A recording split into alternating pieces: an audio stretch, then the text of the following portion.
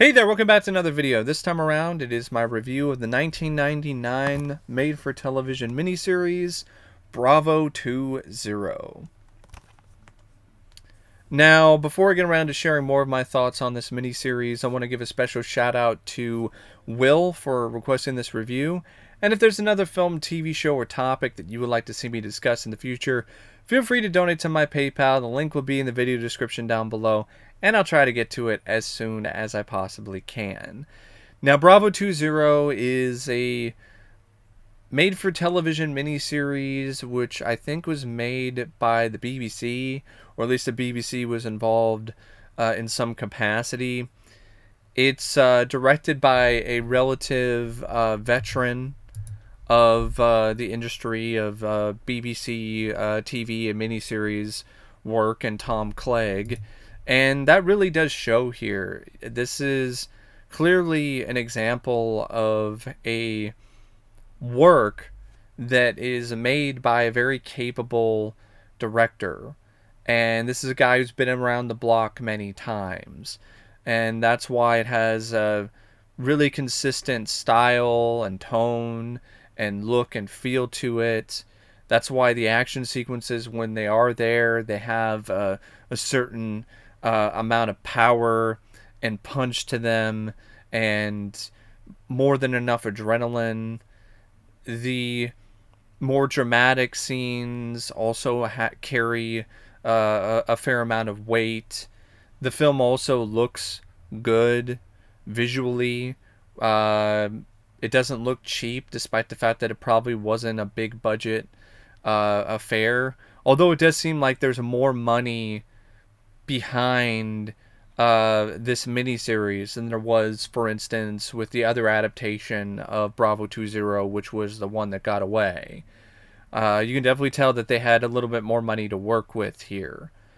And I also feel the direction is quite impressive when it comes to different varying styles of shots, whether it's a wide shot or zoom or a pan, or using different angles. It's a really well shot movie. It looks great for a TV production, and I think it was Tom Clegg. Sorry, Andy McNabb is the guy who wrote the book. So got a little mixed up there. I think Tom Clegg did a really bang up job directing this miniseries. Now, I didn't watch it as a miniseries, though. I watched it as a feature film where they combined both parts into one movie. I think if I watched it as a miniseries, maybe it might have better pacing, for instance, and maybe the story might connect together a little bit better, because it does feel like it's a story that's told in two parts, which makes sense because that's what it is. But if you watch those two parts combined together, one part is more rewarding than the other for me. One part is significantly better than the other. And I think in large part that's due to the screenplay by Troy Kennedy Martin. Now, Troy Kennedy Martin did a absolutely fantastic job for the most part in terms of providing these soldiers with genuine depth and really making them feel like they are real people. I think it was a great idea to show these soldiers out of the war element and showing them at home with their families to start off the miniseries. I thought that was a really good narrative choice. It makes the sequences later on when they're under fire or when they're captured resonate so much more strongly, because otherwise the sequences wouldn't really have the same power, because you're not going to be as gripped by what's happening on the screen if you don't really connect with the characters as much. Other than Chris Ryan, everyone else in terms of the way that they were introduced and the way that they were showcased throughout the film when it comes to their characterization was quite strong. Andy McNabb and the other members of the patrol. I loved how a lot of these different soldiers, they had their own inherent personalities and different quirks that really made them even more endearing and made at least the first part of the miniseries so much more entertaining. Speaking of that, I think the levity that is thrown in there in terms of the witty banter between the guys, I thought that was much needed. It helped balance things out when it comes to the tone of the movie. And at the same time, it was genuinely witty. And there were some lines of dialogue that I thought were hilarious. So it really did help the camaraderie. It really did make the film have much more, or at least the miniseries. Sorry, I keep calling it a film because that's kind of what I watched it as. But it makes the miniseries, or at least the story, have more impact because you start to really like these characters for their personalities and for their different quirks, and you root for them and you want them to survive and find a way to beat the odds and live through all of this. The action, when it is there, it's really exciting, and it doesn't shy away from the brutality or the realism, but it also has some fun with it. Like there's a whole sequence in this script that never actually happened, which I'm actually okay with because it's a really exciting action sequence, and it doesn't bother me because from what I've read, the book, the one that got away, or Bravo 20, I think both of those books, they had a lot of embellishments. There were a lot of creative liberties that were taken by the authors from what I've been reading. So even the source material wasn't entirely accurate to what actually happened. So I'm fine with this adaptation taking even more creative liberties. But like I was saying, there's definitely a tale of two halves. The first half is really strong, narrative-wise, and with the characterization, and it's honestly some of the best that I've seen when it comes to the genre of war movies. Then you get to the second half, and once McNabb and his men get captured, things go downhill fast, and the film just gets stuck in the sand and becomes rather tedious and boring. I don't understand why they thought that such a significant focus needed to be on repetitive, dull torture scenes and interrogation sequences, because that's exactly what happens here. McNabb gets captured, and then he's constantly interrogated and tortured by the Iraqis, and so are the other men in his patrol. And I'll give the film or the miniseries, to be accurate, credit for being effectively brutal and showing the reality of being in that kind of situation, showing how disgusting and how immoral and how vile and just painful it is. But it still became incredibly repetitive, seeing numerous scenes of different Iraqis beating up on McNabb and asking him who he works for, what his mission is, and so on and so forth. That got incredibly tiresome after like the second time. And I don't know why they didn't have more scenes with Chris. Chris doesn't even show up until, in terms of him being by himself on his own with the elements and the enemy, which is one of the most compelling aspects of this true story. He doesn't even show up until like, I think like an hour and I think it was like 40 something minutes. And it's like one of those things where he seems like an afterthought. Chris Ryan's story is an afterthought in this screenplay, which is a massive error of judgment. The other adaptation of Chris Ryan and Bravo 20 made the mistake by not having Chris's story talked about earlier on in the movie, because that was clearly the most effective aspect of that film when it comes to the overall storytelling. And this one treats Chris like an afterthought and makes him one of the least effective characters and one of the least effective elements of this story. And I don't know which is worse. The one that showcased the strengths of this character but didn't really live up to the full potential.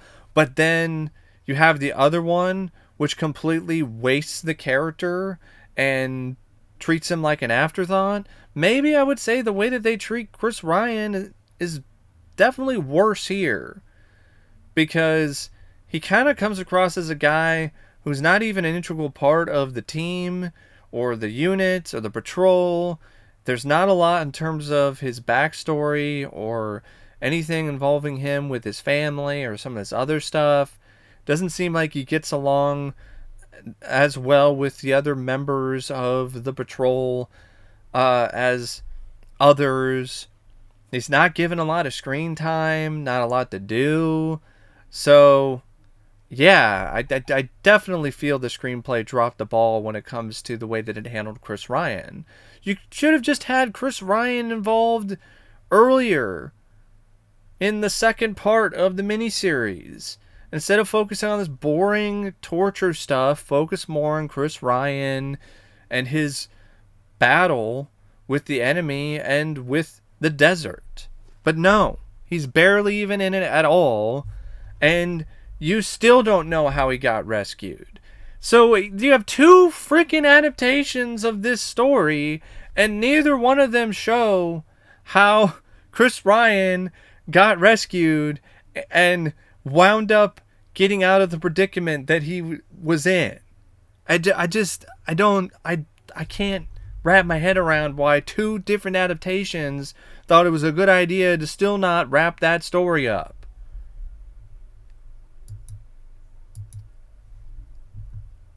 But despite the fact that I think the second half of the miniseries is massively inferior to the first, I still didn't mind it. It's not something that I would say I loved or I thought was great, but I didn't mind it because of the fact that the first half of this miniseries was so strong. It was so good. Other than a few little missteps, like the humor for the most part is pretty consistently hilarious for me in terms of the banter between the soldiers. But there are some bits that are not any good. Like there's a scene where one of the soldiers shits in a bag and then tries to hide it in another soldier's pack, and that was just disgusting and not funny. Then there's another sequence in the second part where you have an Iraqi soldier or agent of some kind, and two of the soldiers are tied up in the back seat of a car, and the Iraqi guy farts in their faces. That was lame. So there are a couple moments of the humor where it's shockingly bad and immature, but then there's other moments where, despite it being immature still in terms of the subject material of the jokes and the lines of dialogue, it's definitely more clever than farts and shit jokes. But yeah, it's one of those films, or it's hard to really describe it because it's not your traditional film because it's a miniseries. So it's one of those stories that I would say the real story is probably the most compelling and the most interesting.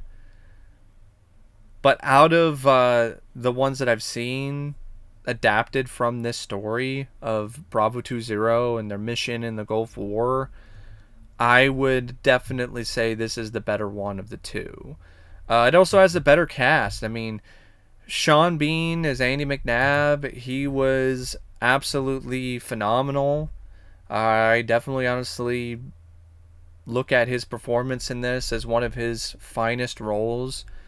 He really exemplified every aspect of this character well, from the likable traits that this character had.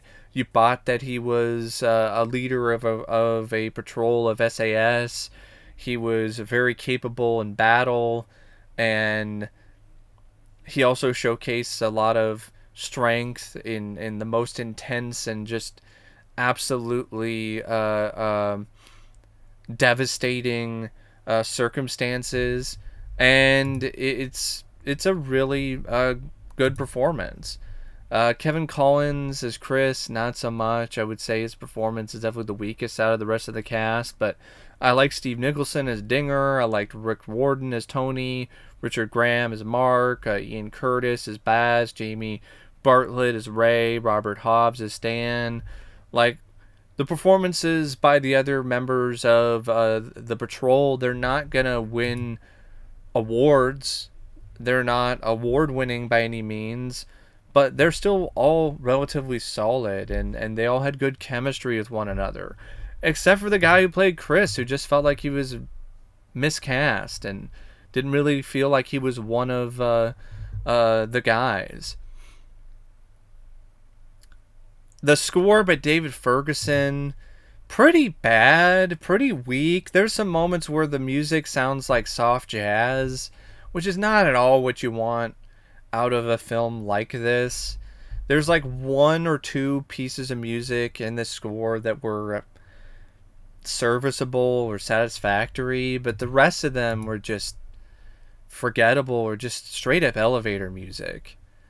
Uh, the film also features some decent looking cinematography by Rod Stewart, nice bits of editing by Eddie M. Feldman, and the pacing is definitely stronger in the first part of the miniseries than the second part of the miniseries, because once it gets to the torture stuff, it's an interrogation sequences, and it's just repeating those ad nauseum. It's tough to sit through, and not because of the subject matter. It's just tough to sit through because it's boring. It's just your typical interrogation and torture stuff that you've seen in a million other war movies or a million other films. So, yeah, I really don't know what else to say about Bravo 20, except I would recommend it if you're a fan of war movies and you want a little bit something different because of the fact that it's a British production and it deals with British soldiers in Iraq. So it's not your typical sort of thing that you might be used to if you're an American. Like, if you're an American, you're used to seeing a lot of American productions featuring Americans involved in these kind of conflicts. So it is refreshing to see something different in that regard, from a different perspective, and it's something that definitely will broaden your horizons, so to speak. But anyway, that's my thoughts and my review of Bravo 20, and as always, thanks for watching, and I'll see you later. See ya.